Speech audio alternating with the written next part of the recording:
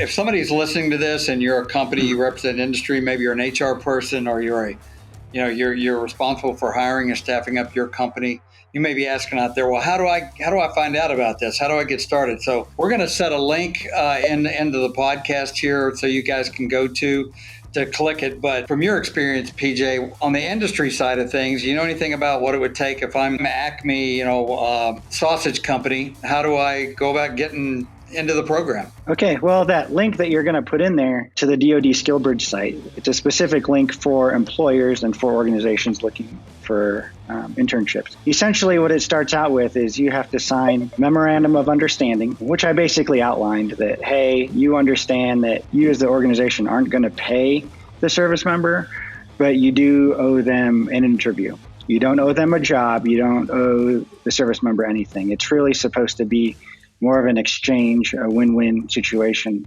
like you said. The other part is you have to have a pretty, I wouldn't say detailed, but at least a very structured training plan of what you're going to have that service member do. Whether it's remote or hybrid or in office, you have to basically document how 8 hours a day is going to be spent for that, or how that service member is going to spend their 8-hour days. Now, you don't have to get down to the every hour, schedule lunches in what's called the training plan, but it's more of an overview. Like, okay, today you're going to learn the admissions process at a university.